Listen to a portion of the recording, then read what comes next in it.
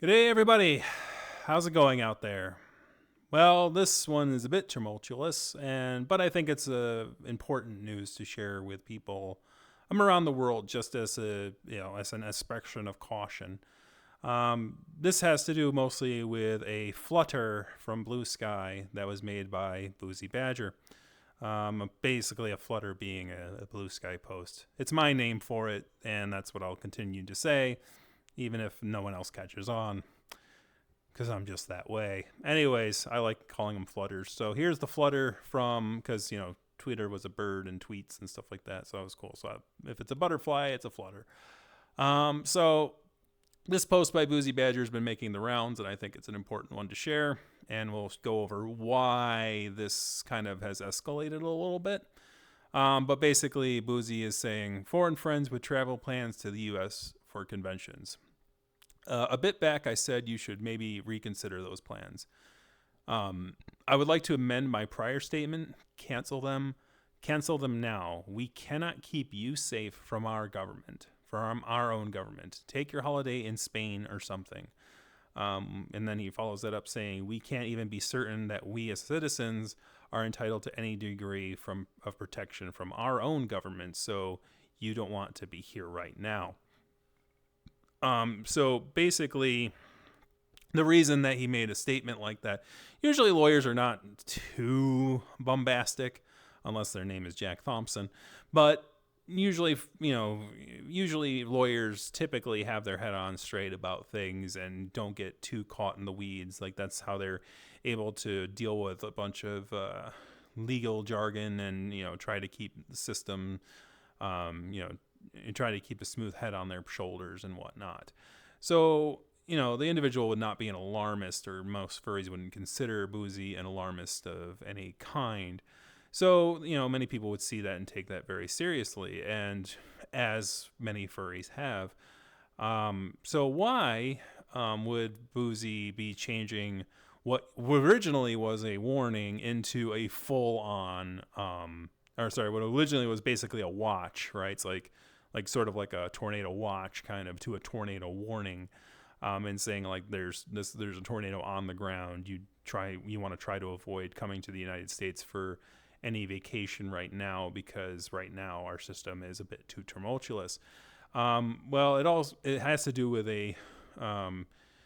with an executive branch led by the Trump administration, basically ignoring due process and ignoring an entire branch of government via the judiciary.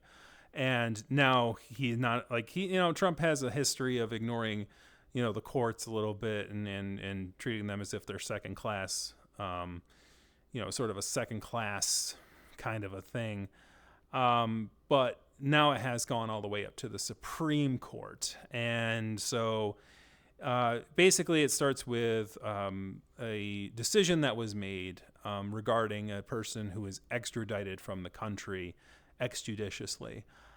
Basically, the Trump administration had rounded up a bunch of individuals who were immigrants / different kinds of immigrants, whether they were illegal or illegal immigrants, didn't matter. They rounded them all up, put them on a plane and flew them to El Salvador, where they were taken to a El Salvadorian prison without trial.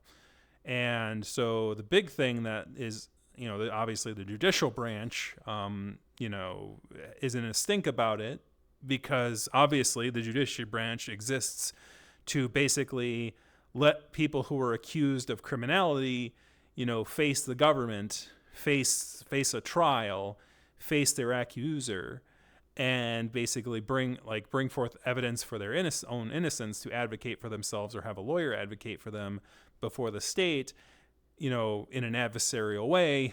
And if the government, even beyond a reasonable doubt, even with that adversariness, proves their case, then that individual, can then be punished via the means that the executive branch wishes.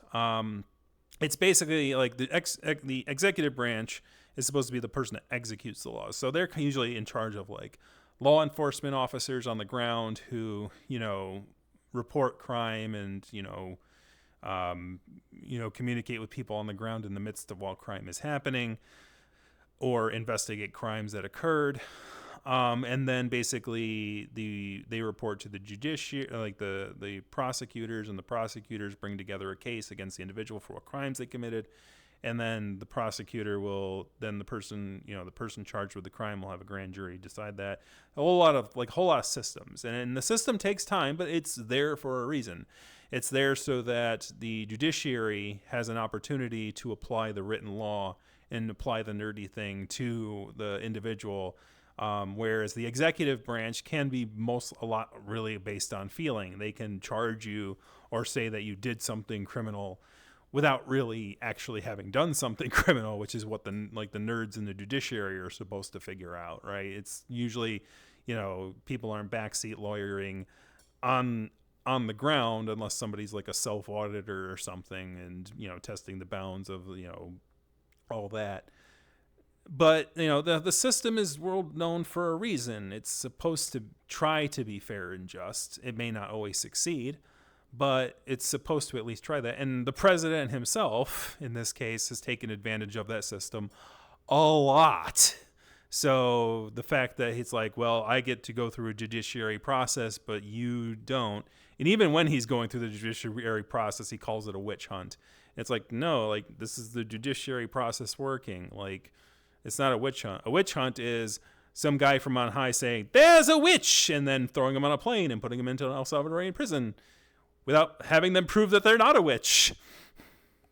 But that being said, obviously I have my own thoughts on that. But at the end of the day, that's basically it. And this is the case in question here, where the Supreme Court judged 9-0. Basically, Kilmar Abrego Garcia. He was a expatriate Salvadorian, and basically, from my understanding, this person was a legal immigrant, and basically they were expated to their native country and basically thrown in that prison. So the Supreme Court basically said to the Trump administration is that 9-0, unanimous, that he had to bring this guy back, right? It's like, you guys as the executive branch put this guy into an El Salvadorian prison. It's up to you now to bring him back so that he may face trial for the things that he's charged with in a United States court, since he was, he was quote unquote captured / detained in the United States. And obviously the Trump administration went, okay, I'll bring him back. No, he didn't. He just treated the Supreme Court like he did every other lower court, and decided, yeah, no, I'm going to be coy, but not really do that. And obviously, a lot of people, people who understand that this guy has somewhat bad faith towards our constitutional principles, are seeing it for kind of what it is that he's doing this as a trial run to see if he can extradite American citizens to foreign prisons without trial, probably in a lead. And the reason he's trying to put that out there as soon as possible is because he's a lame duck president in the traditional sense. In other words, like, he can't be voted on again legally. But if he can basically, round up people and put them into prison camps on foreign soil, and maybe someday even bring the prison camps back to American grounds, bring it back to America, baby. Like, maybe he may someday do that. But obviously, he has to make first steps to that. And so, like, a lot of people think that these are the first steps to that. And so, like, it's probably going, unless he gets impeached over this for, like, basically, shoving the judiciary branch to the side. But obviously only the Congress can impeach him. And right now it's Republican leaning. So obviously that's a problem. But if the action is problematic to Republicans enough, then maybe it could, right? And if he continues to escalate, maybe it could eventually end up in that way. Because it's obviously getting bad. And like, the way he kind of tried to quote unquote defend himself from the Supreme Court also kind of goes over a lot here. I don't know why this thing is not. Hold on a second. It's being stupid.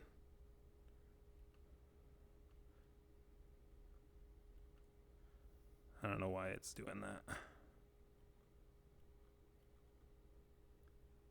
I mean, it's showing that. Come on. Well, technical difficulties, but basically, like, he brought in the El Salvadorian president to, yeah, there it is. So basically, the president, Trump, brought in the El Salvadorian president to the White House to sort of have a weird sort of press conference. And that action is kind of weird, except for if you put it in the lens of it being Trump going, okay, I tried to talk to the El Salvadorian president to try to get this guy back that the Supreme Court told me I had to try to get back. And the El Salvadorian president is saying no. What can I do? Right? He's trying to use, like, he's like, here it is from the horse's mouth. You can't blame me. It's the El Salvadorian president saying he can't get this guy back out. Oh, well, I tried. Even though behind closed doors, he probably told the El Salvadorian president, just say no. Like, just say you can't do it for me. Like, I don't want to bring him back. And so, like, I want you to tell them, like, that you can't bring them back. And so that I tried, and I could say, my hands are tied. Well, what are you going to do? Vote for a new El Salvadorian president in America? So, like literally, it's you know, a weak man, strong man kind of tactic where it's like trying to shove blame off to somebody that will take the heat off of him. And, like, he can say, well, I tried to follow the court order. And that's sort of going to be his excuse on that. Whereas if he really wanted to get the guy back and tell the El Salvadorian president, hey, get this guy back, he could do it. But I don't think he wants to do it. And I don't think many people know a lot. Like they've like basically the executive branch in and of itself in their postings has made it clear that they have no interest in doing that. So like there's no reason that anyone else should believe that they want to do that. Like basically the response from the executive branch is, he's a gang member. He's a gang member. And it's like, yes, we know what you're accusing this individual of being. How about having their day in court and presenting your evidence to the people through the judiciary process that we spent hundreds of years developing? Like every other gang person in this country. How about that? I don't know. Like, I don't know, man. What are you going to do? It's like, jeez. Anyway. Ugh, God. Not really good at moving things quite a bit yet, but it's not amusing at all what's going on here. And so when it comes to, like, foreign furries coming into the United States, I would say, yeah, I would agree with Boozy a little bit. I would say, yeah, be cautious a bit. And even if you're an American furry trying to go to a foreign country, also use caution. You know, try to think about that and be, you know, keep your feelings and beliefs a little under the hat until you're home and safe, where you can express yourself freely, a little more freely than is currently being allowed by our government. And I think that, you know, I still think our system, while flawed, you know, is going to eventually, like, he's testing the bounds as much as he possibly can. But at some point that bound is going to break.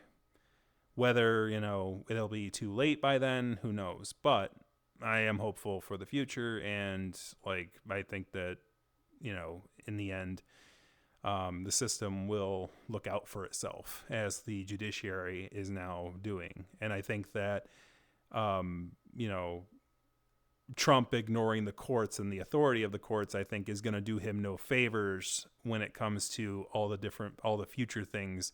Because basically it's like, it's a give and take kind of a thing. Like, it's like, I'll listen to. It's like basically, it's like I'll play along and be nice to you and listen to your decisions, but in exchange, like, can you push this decision in this direction for me? And if you're going to basically throw the entire thing out and say, well, none of you 9 have any power over me, and I'm the one in power, and I'm the only one who has power, like, those 9 people are going to take offense to that. Like, they're going to say, no, my role is important. And I think that's something that people underestimate, and that's why our system has as many power makers and decision makers as it does, as inefficient as it can seem. So anyways, enough rambling. I think we've said our piece here about the situation. Hopefully it'll be better off in the future. And if you are a foreign furry, there are other foreign furry conventions that you can go to where, the governments might be a little less harsh. But as always, like, do your research on any country that you're going to, whether that's the United States, Europe, an Asian country or anything. And keep up on your vaccinations and all that kind of stuff. And make sure your passport is up to date. Never know when you might need it. Anyways, thank you very much for watching. Kick that like, kick the subscribe button, kick a comment in the comment section, and we'll see you guys next time. Have a good one.